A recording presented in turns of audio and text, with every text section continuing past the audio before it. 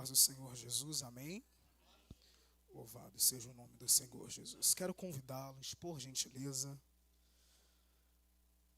abra comigo a sua Bíblia, o exemplar da palavra do Senhor.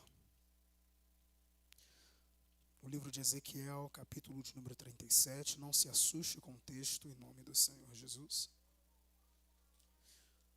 Prometo respeitar o tema qual foi me passado.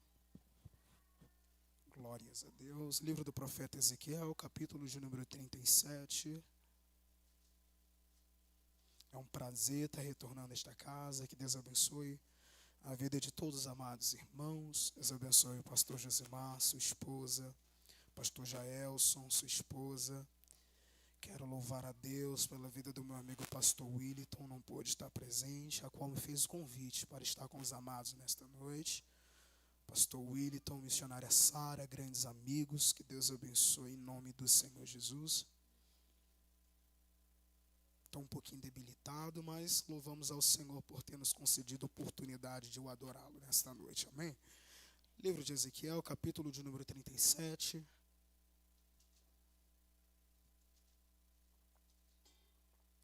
Acompanhe-me, por gentileza, a partir do verso 1, em nome do Senhor Jesus. Vai dizer assim a palavra do Senhor, que Deus abençoe todo o corpo eclesiástico da igreja, em nome do Senhor Jesus, amém? Vai dizer assim: veio sobre mim a mão do Senhor,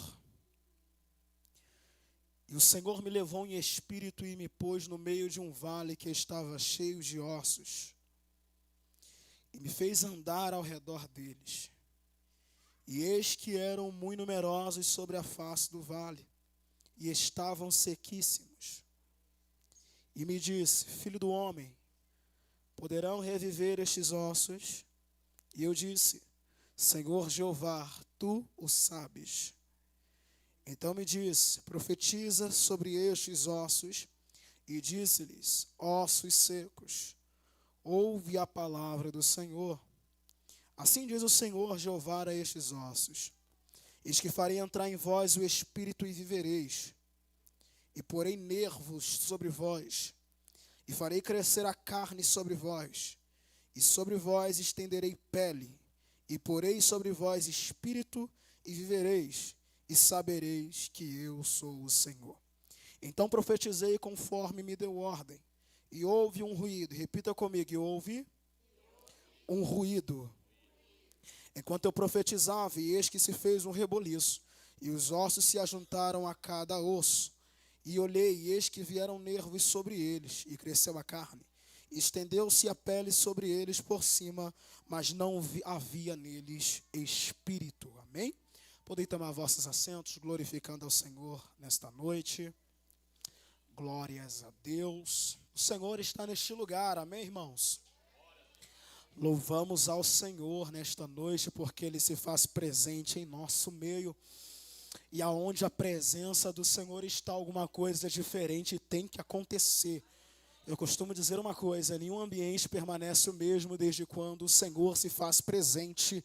E Ele está neste lugar. Louvado seja o nome do Senhor Jesus. Pastor Elton me passou o tema de uma campanha poderosa, livro de 2 Crônicas, capítulo de número 7. Verso de número 14, prometo respeitar este tema a qual foi me passado, mas eu quero usar esse subtexto a qual o Senhor colocou em meu coração. Todos nós já ouvimos a respeito deste texto.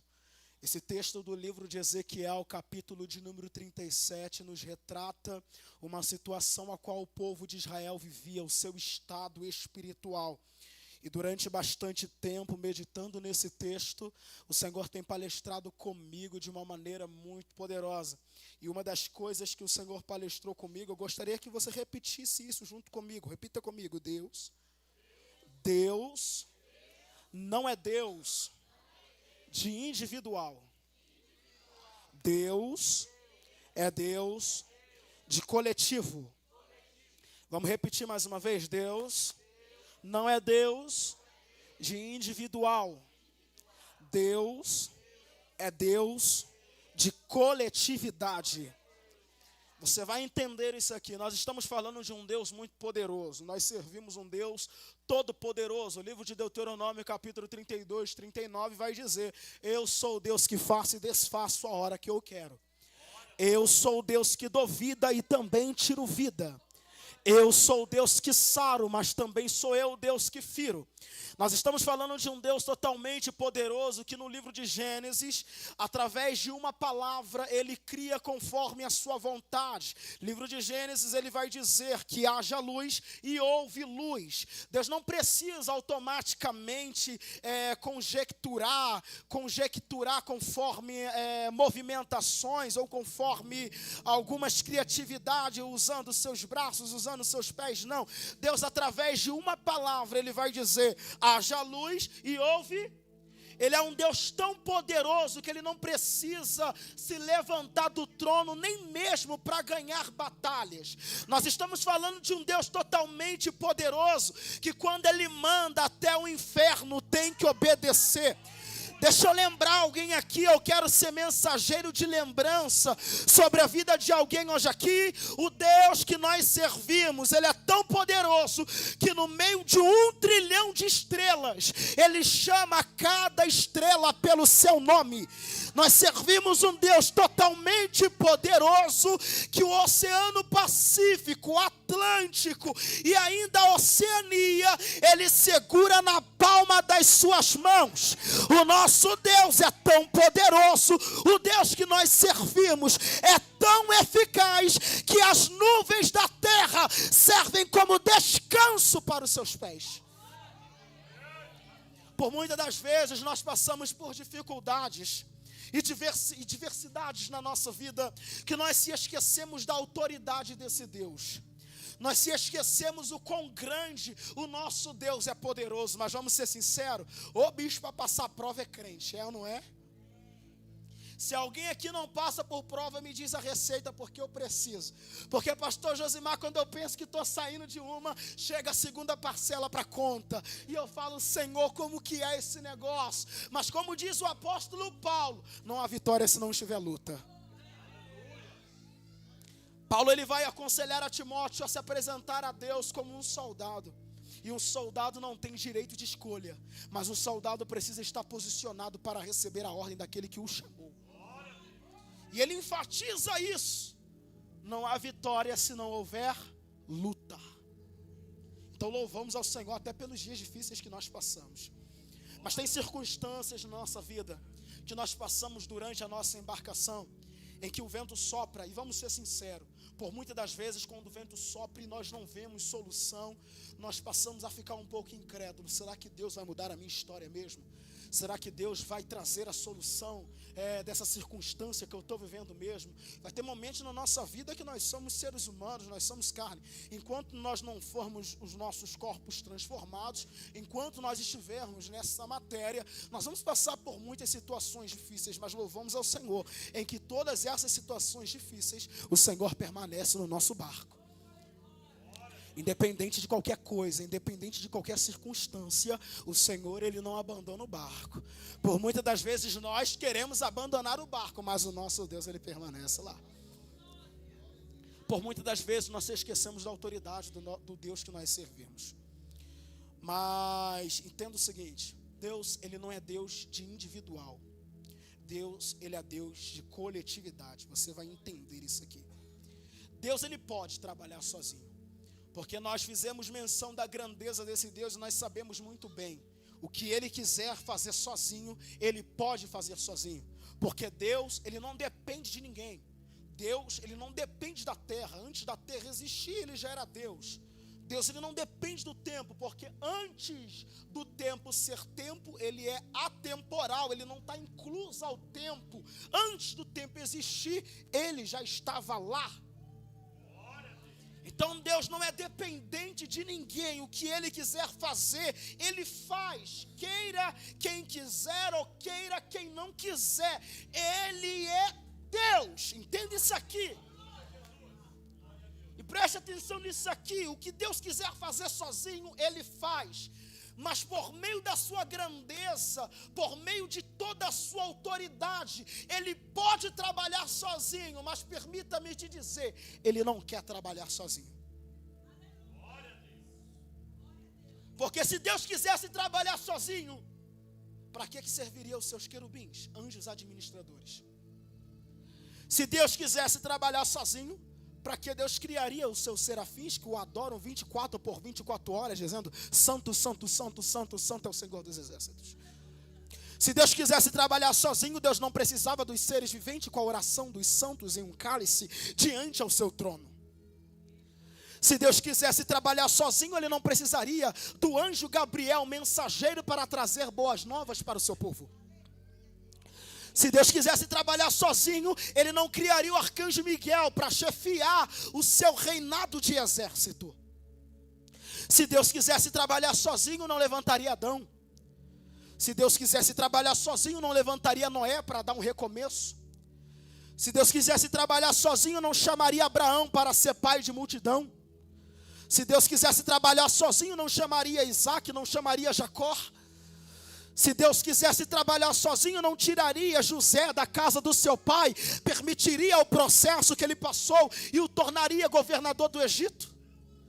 Se Deus quisesse trabalhar sozinho, não levantaria Moisés depois de um cativeiro de 400 anos do povo hebreu dentro do Egito. Se Deus quisesse trabalhar sozinho, não levantaria Josué quando Moisés morreu para dar liderança e postura ao povo. Se Deus quisesse trabalhar sozinho, não levantaria juízes como Sansão, Otiniel, como Débora, como Jefité, como Gideão. Se Deus quisesse trabalhar sozinho, não levantaria Samuel como casa profética de Israel, profeta, sacerdote e juiz. Se Deus quisesse trabalhar sozinho, não dava início à monarquia dentro de Israel, não levantaria Davi, não levantaria Salomão. Se Deus quisesse trabalhar sozinho, não levantaria profetas maiores, não levantaria profetas menores.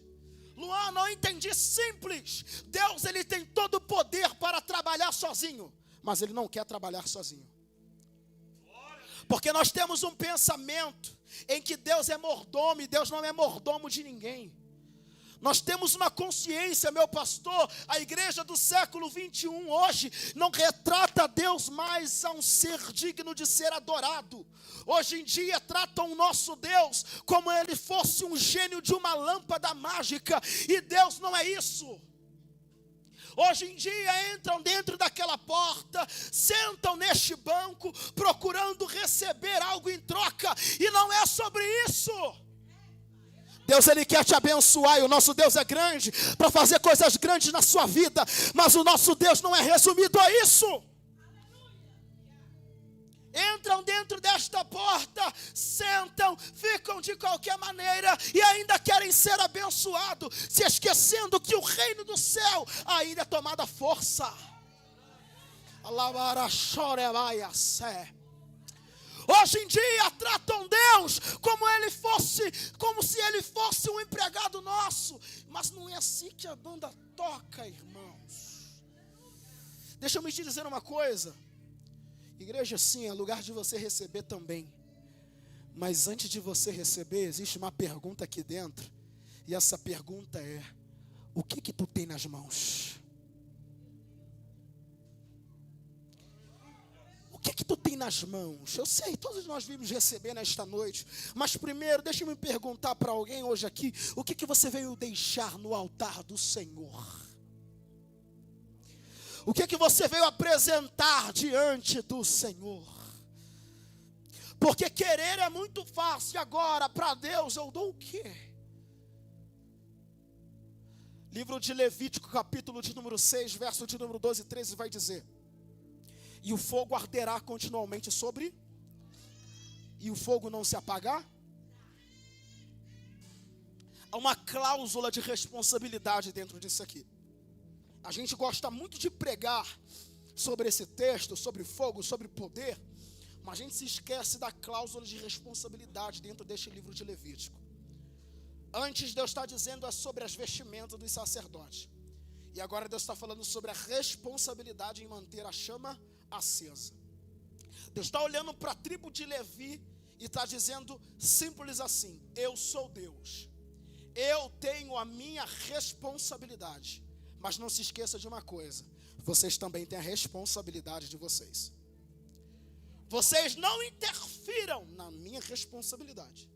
E eu não interfirarei na responsabilidade de vocês. É o que Deus está dizendo. E a chama arderá continuamente sobre o... E ela não se apagar. Deus está dizendo: o fogo quem traz sou eu. É a minha responsabilidade. Agora, manter o fogo aceso já não é mais comigo. A responsabilidade agora é sua. O fogo quem traz sou eu. Agora, manter o fogo aceso é outra conversa. Estamos vivendo em um tempo em que querem muito ter fogo, mas não tem recurso para sustentar o fogo. Que fogo é esse que dura segunda, mas acaba na terça? Que fogo é esse que dura na quarta, mas quando chega na quinta-feira de manhã, o fogo já foi embora? Deus não precisa de fogo de palha, irmãos. Deus não precisa de fogo que tem durabilidade. O Senhor está olhando para alguém hoje aqui e está dizendo: receba lenha nesta noite, porque disseram que o fogo se apagaria, mas hoje eu estou te trazendo sustentabilidade. Mantenha o fogo aceso.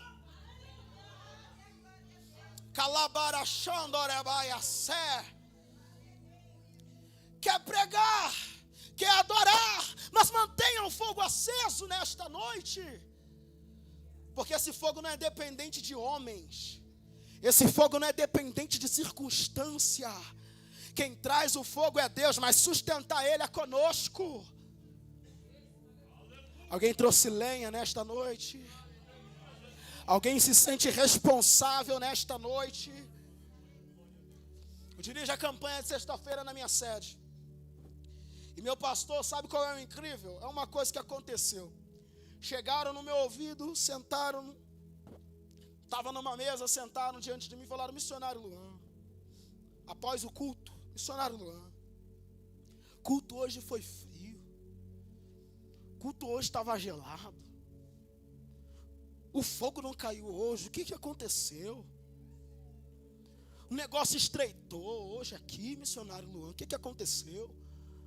O pregador não teve o clímax. O que aconteceu? Eu olhei para ele e falei: meu amado irmão, primeira coisa, o culto não é direcionado a homens. O culto é direcionado a Deus. Quem tem que se agradar do culto não é a mim, muito menos a você.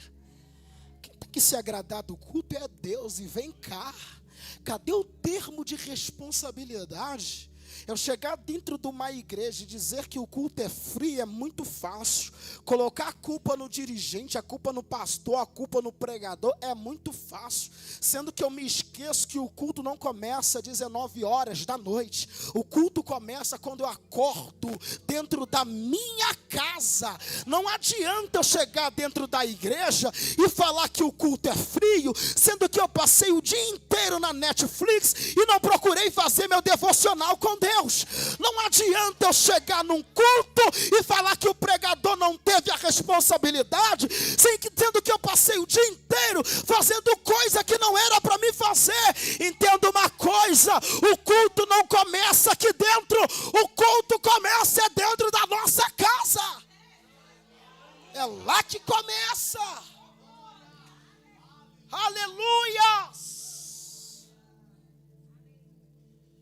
Louvado seja o nome do Senhor Jesus. E esse livro de Ezequiel, capítulo 37, prometo não me prolongar, traz reflexos sobre isso. O estado espiritual de Israel naquela época, durante o cativeiro babilônico.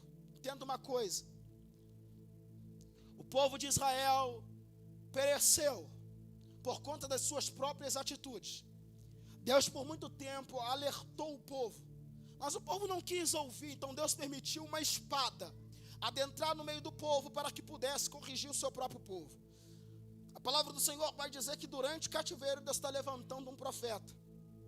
Isso me faz entender que O ambiente não tem poder para classificar quem nós somos, mas nós temos poder para mudar o ambiente. Eu vou chegar onde eu preciso chegar, mas eu preciso que você entenda isso. Receba nessa noite, e é Deus falando contigo. Floresça aonde o Senhor te plantar. Entenda isso aqui. Floresça aonde o Senhor te plantar. Eu sei que na sua visão ótica humana, você olha para a terra e você diz: a terra é infértil. E pode até ser. A terra tem muita dor. E pode até ser. A terra tem muita lágrima. Pode até ser. A terra teve muita humilhação onde você está plantado. E pode até ser. Mas permita-me te dizer: Deus não te plantou neste lugar em vão.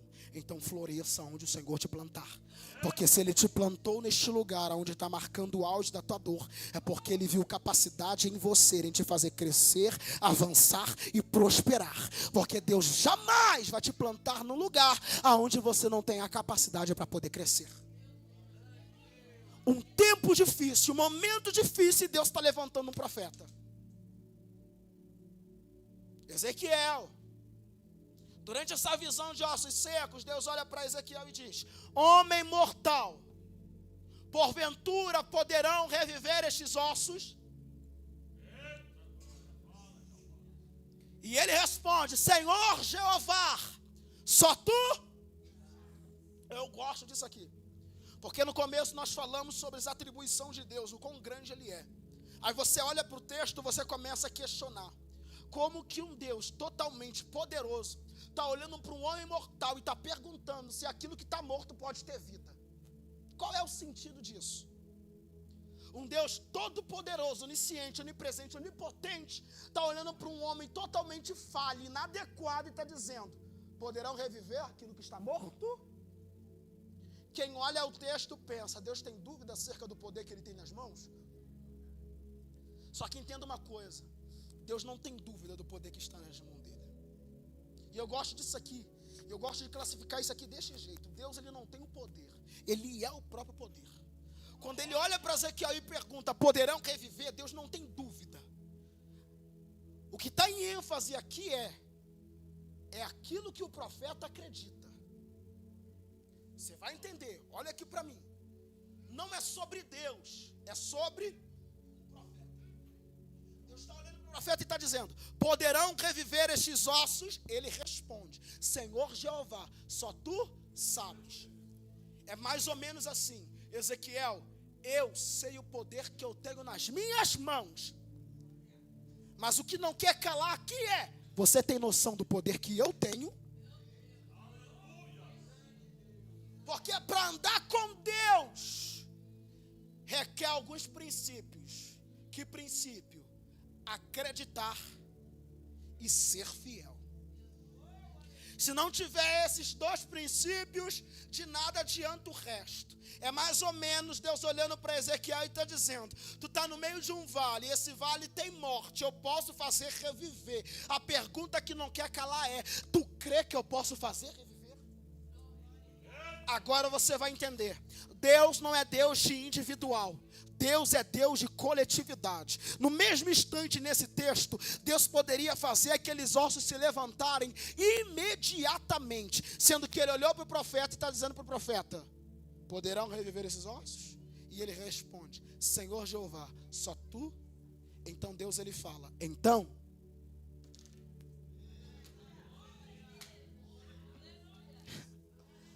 profetiza. Mas espera, quem tem o poder, irmãos? O profeta não tem poder. Mas Deus está olhando para o profeta e está dizendo: profetizar. É como se fosse: tu não sustenta, mas eu sustento. Pode profetizar. Tu não se garante, mas eu te garanto. Pode profetizar.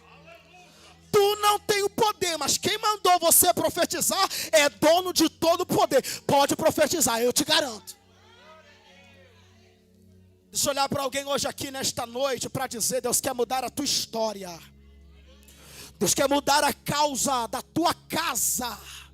Deus quer fazer mortos ficarem de pé. Deus quer trazer algo novo sobre a tua vida nesta noite. Mas permita-me te dizer, até quando esse vale vai te paralisar? Até quando essas circunstâncias vão te colocar numa caixinha? Deus está olhando para você hoje e está dizendo: profetiza. Já te dei autoridade, profetiza. Levanta tuas mãos, eu quero profetizar. Assim diz o Senhor: e eis que nesta noite eu vos dou autoridade para pisar em serpente e escorpiões, e nada vos fará dano algum. Eu quero profetizar nesta noite que tudo aquilo que vinha contra você, o Senhor está lançando por terra hoje. Hoje!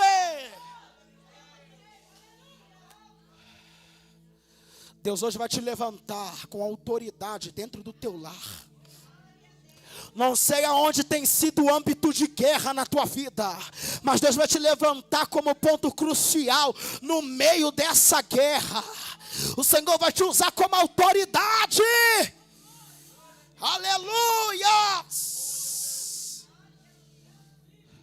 Não sei quem te abandonou nessa guerra, mas Deus está olhando para você nessa noite e está dizendo: podem até te abandonar, mas eu e você somos maioria.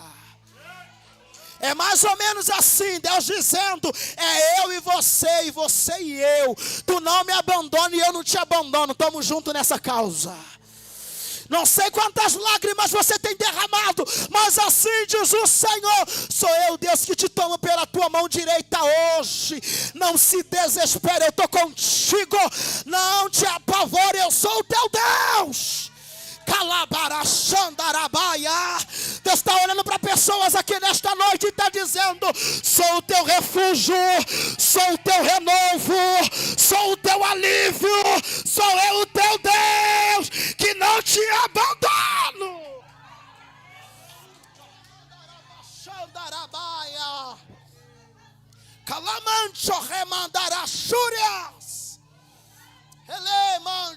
Uma graça de Deus aqui, meu pastor. E não é clichê de pregador, não. Tem uma unção sobre esta casa, e esta unção está renovada. Receba a força de Deus hoje aqui. Seja abraçado pelo céu hoje aqui. Seja alcançado por esta graça. Poderão reviver esses ossos. Senhor Jeová, só tu sabes. Sabe o que eu gosto nisso aqui? Meu pastor Josimar, glória.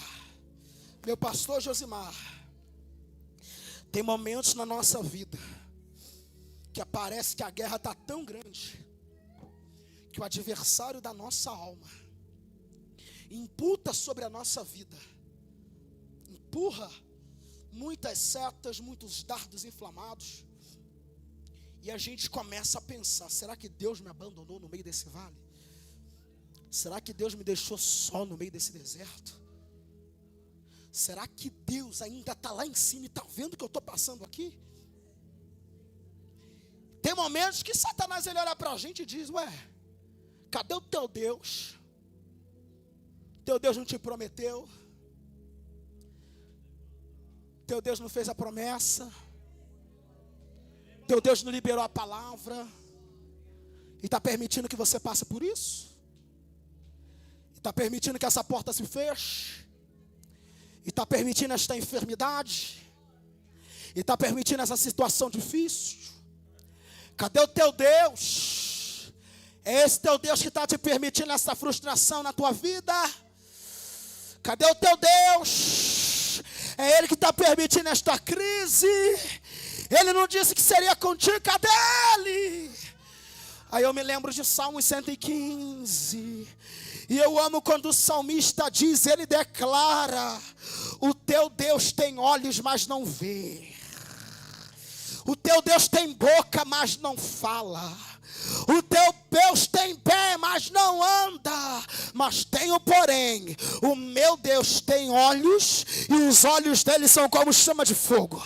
O meu Deus, ele tem pé, e Ele caminha pela terra. O meu Deus, Ele tem mão e Ele apalpa. O meu Deus, o teu rosto é como um sol que brilha ao meio-dia. Deus me trouxe hoje aqui para dizer para alguém: tu não está desamparado nesta guerra.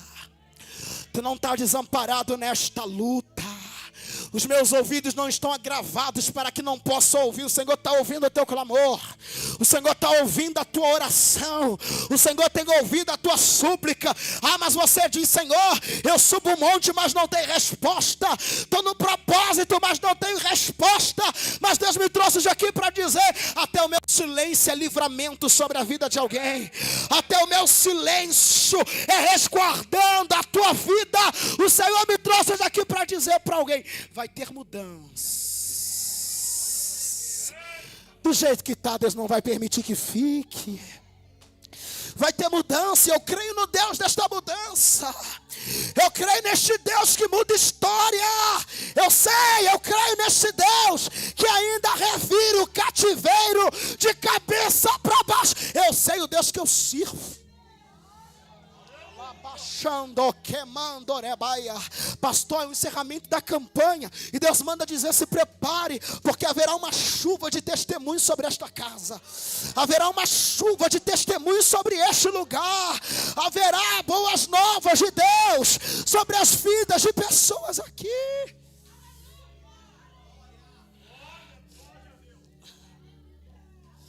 Alabashuriandaramancho rebaia. Calamancho iriandarabashandarabasi andore calabácia. Elemancho rebadarachurias. Elemancho remandagachore. Eu vou encerrar.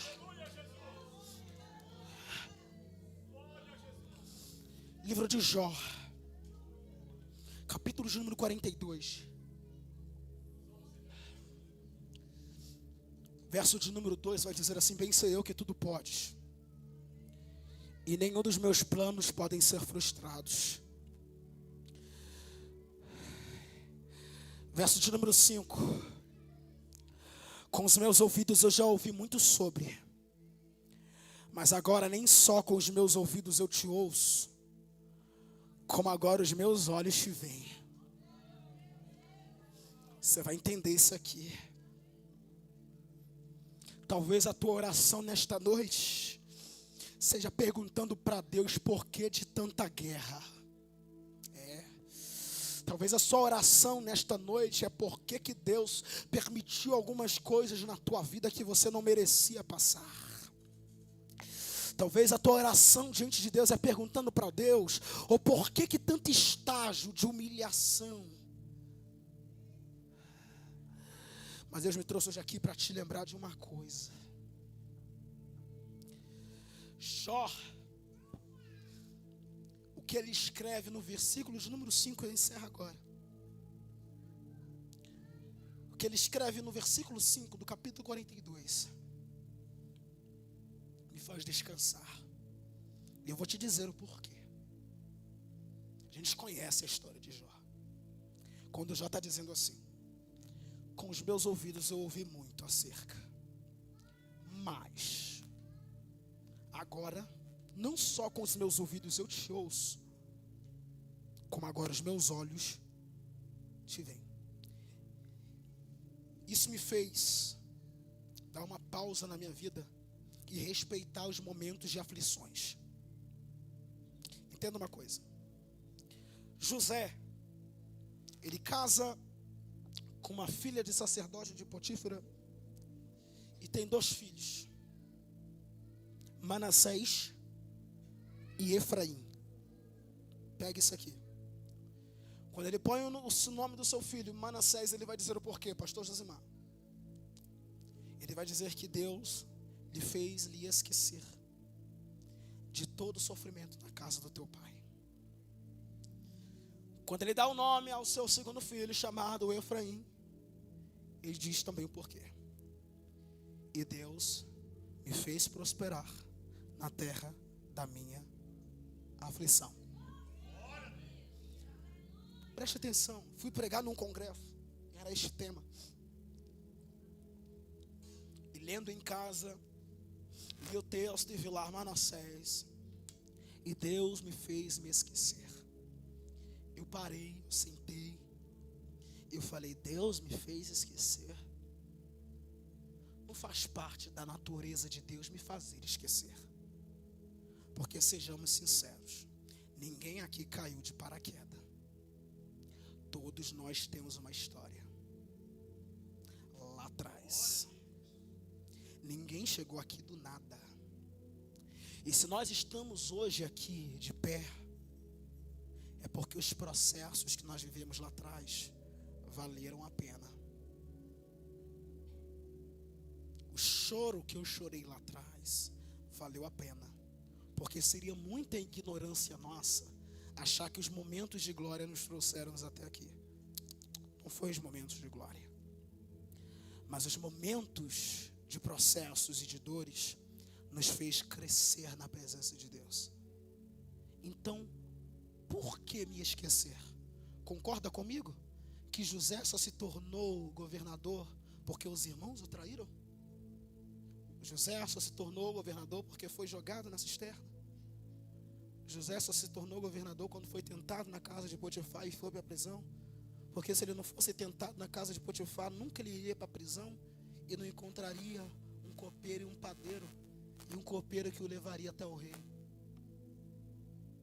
Ou seja, os momentos difíceis que ele passou, se cumpriu aquilo que o apóstolo Paulo disse, contribuiu para o bem dele, porque o apóstolo Paulo vai dizer, todas as coisas contribui para o bem daqueles que amam.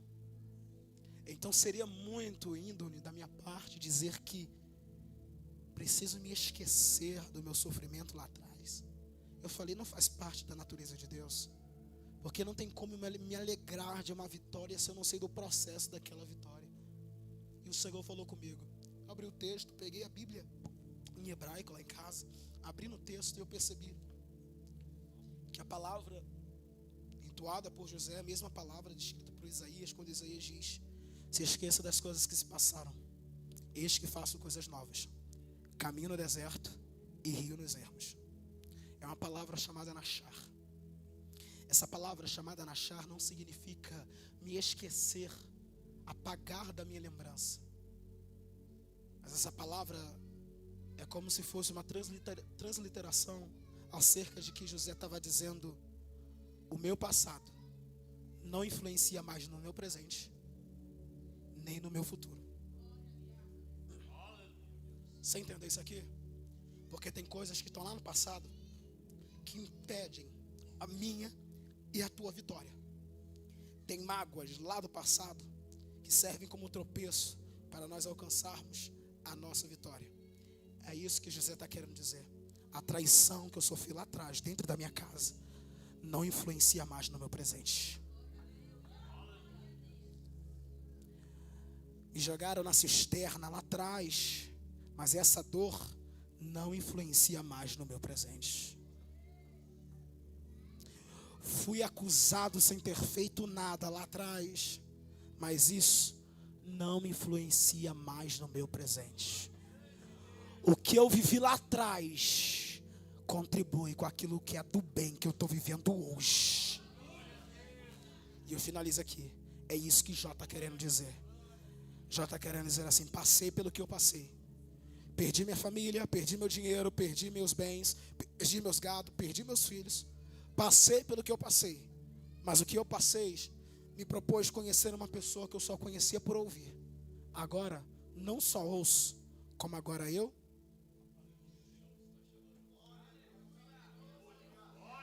Então permita-me te dizer, eu sei que nós passamos por muitos momentos difíceis, mas permita-me te lembrar, é apenas Deus mostrando a grandeza dele sobre a tua vida.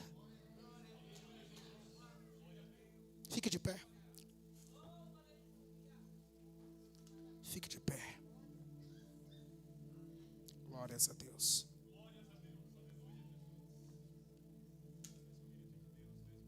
Louvado seja o nome do Senhor Jesus. Nessa noite eu quero te convidar a fechar os teus olhos nesta noite. Alabarashuri calabarasa piandarabas. Não cabe a mim saber o tamanho da tua luta hoje aqui. Mas conta para Jesus aí agora onde é o teu problema. Conta para Jesus aí onde é a tua dor. Eu lembro que quando eu tinha 4 anos de idade, lá no Rio de Janeiro, na Casa da Bênção, dia de consagração, 5 horas da manhã, a gente cantava um corinho lá. Conta para Jesus aonde é a sua dor. Ele é o remédio, confia no Senhor. Não se desanime com a sua cruz. O que tu precisas, conta para Jesus. Eu quero te convidar, conta para Jesus aí onde é a tua dor. Fala com Jesus aí onde é que tem doído, aonde é que tu precisa de um reforço. Aonde é que o adversário da tua alma tem lutado incansavelmente para te destruir. Porque Jesus está neste lugar. O Senhor está neste lugar. E Ele vai te ouvir. Ele vai anotar a tua oração nesta noite. Conta para Ele aonde tem sido a mancha do teu problema. Chama Ele para a tua guerra nesta noite. Chama Ele. Diga para Ele: Senhor, eu tenho lutado com a força do meu braço, mas hoje isso basta. Porque com a força do meu braço eu não tenho tido sucesso, mas hoje eu te convido para o meio desta guerra. Hoje eu te convido para o meio desta situação. Hoje eu te convido para o meio desta luta. Esta luta de enfermidade, esta luta que tem assolado a minha vida e a minha alma. Eu profetizo nesta noite que se você quiser, nesta noite você não sai da mesma maneira que você entrou. Eu finalizo aqui. Quando Ezequiel começou a profetizar, a Bíblia vai dizer: e houve um barulho. E houve um ruído. E sejamos sinceros, cemitério é lugar de luto. Cemitério é lugar de silêncio. Eu vou liberar o que Deus está mandando dizer. Satanás está na beira da cova, aonde te jogaram esperando a tua morte. Lembra de Daniel?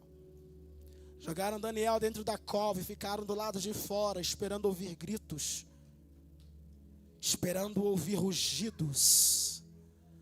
Mas todo mundo ficou confuso quando dentro da cova não teve rugido.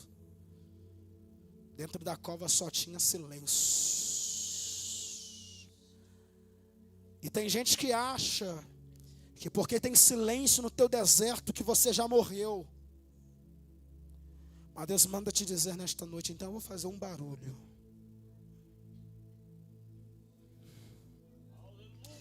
Então eu vou fazer um barulho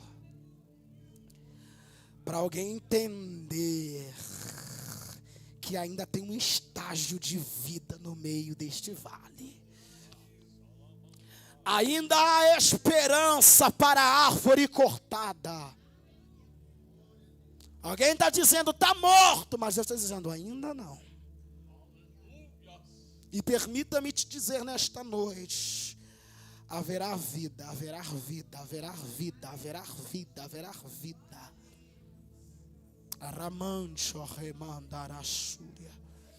Quando você chegar dentro daquele lá, alguém vai entender isso aqui. Haverá vida, haverá vida, haverá vida, haverá vida, haverá vida. Quando você chegar naquele trabalho onde tem sido tormento, assim diz o Senhor, haverá vida. Haverá vida, haverá vida, haverá vida. Aonde tu pisar o teu pé, o Senhor será contigo e haverá vida. Quem não conhecesse Cristo vai dobrar o joelho e vai começar a servir. Quem não sonhava e não acreditava vai começar a sonhar e acreditar. Porque através da sua vida, hoje eu profetizo que você vai ser ferramenta de mais vida sobre a vida de alguém. Alguém que estava morto vai começar a viver. Alguém que não tinha vida dentro do vale vai começar a viver. Alguém que estava com os sonhos mortos debaixo de uma cova vai voltar a sonhar, vai voltar a acreditar, vai voltar a progredir. Porque hoje o Senhor está liberando sobre a tua vida uma palavra, e esta palavra liberada vai tocar e vai reviver quem estiver ao teu redor. Ramancho remandará churiando orebas. Irmã de vermelho, essa irmã de vermelho que está aqui, põe a mão sobre a vida desta irmã. Põe a mão sobre a vida dela, põe a mão. Rebarraia, chorebaia. Remanchuiri andaraga choremando rebarassuriha. Assim diz o Senhor sobre a tua vida nesta noite, te trouxe hoje aqui neste lugar. Sou eu, Deus, que renova as tuas forças hoje aqui.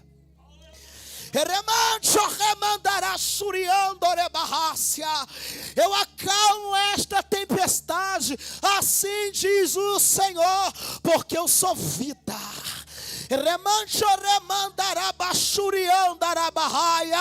Toco nas tuas estruturas, assim diz o Senhor, e tu não serás envergonhada no meio desta guerra. Estou blindando os teus ouvidos, estou blindando a tua mente, estou blindando a tua vida, estou blindando a tua casa, porque tenho eu visto a tua luta, tenho eu visto a tua guerra, assim diz o Senhor dos exércitos. Mas também libero uma palavra sobre a tua vida nesta noite.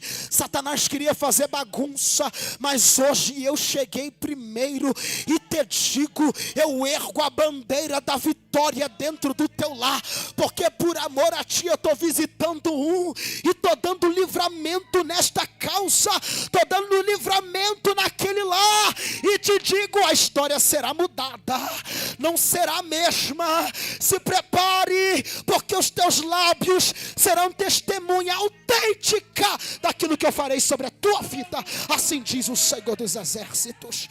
Ramaya choremandaraba churiando rebácia. Pastor Josimar, eu não sou disso, mas estenda as mãos. Remando rebandará churiandarahácia. Assim diz o Senhor: tenho eu um novo tempo sobre a tua vida e sobre esta casa. Remanto que andaraço rebachuriando rebarraia. Tenho eu algo novo reservado sobre este lugar. Remanto iria sebiando remando que vácia. Elemanto iria andarachuria. Eu renovo as tuas forças, assim te diz o Senhor, porque eu te vejo onde ninguém mais te vê.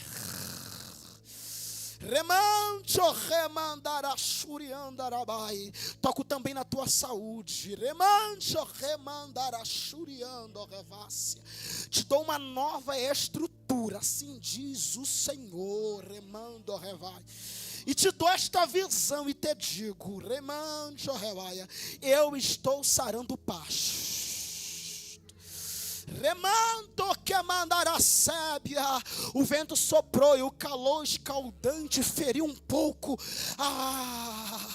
o verde deste pasto. Mas assim te digo eu estou soprando um vento. E este vento não é ao contrário. Este vento é acompanhado de uma brisa suave. E eu estou sarando este pasto. Eu estou axeremando, rebasse, calamando, rebaia. Remando e derrácia, porque eu ouvi a tua oração. Rebarrachuriandaraia. Se prepare, porque o que eu farei neste lugar ficará marcado na tua vida e na história desta igreja. Remando rebarrachuriandarabácia. Se prepare, porque uma nuvem de glória eu vou derramar sobre este lugar. Um novo tempo sobre esta casa, a qual tu nunca viveste antes. Ele mandará churiandarabaia. Vão até se perguntar, por que ele? Por que ele? Mas assim diz o Senhor, é promessa antiga. Eu disse que te honraria neste meio. Eu disse que eu glorificaria o meu nome através da tua vida. Te humilharam, te pisaram, falaram de ti. E eu disse, filho, silêncio, acalme-te, porque eu, o Senhor, falarei por você. Então, por amor a ti, eu estou sarando pasto, eu estou trazendo as veredas da minha justiça, e te digo, este novo tempo vai marcar a história desta igreja, este novo tempo vai marcar a tua história, assim diz o Senhor. Trago alimento novo sobre a tua vida, e te digo, alegra o teu coração, porque hoje Eu entro nesta guerra por amor a ti. Estabeleça a tua vitória. A minha paz, a minha graça te basta e te sustenta nesta noite.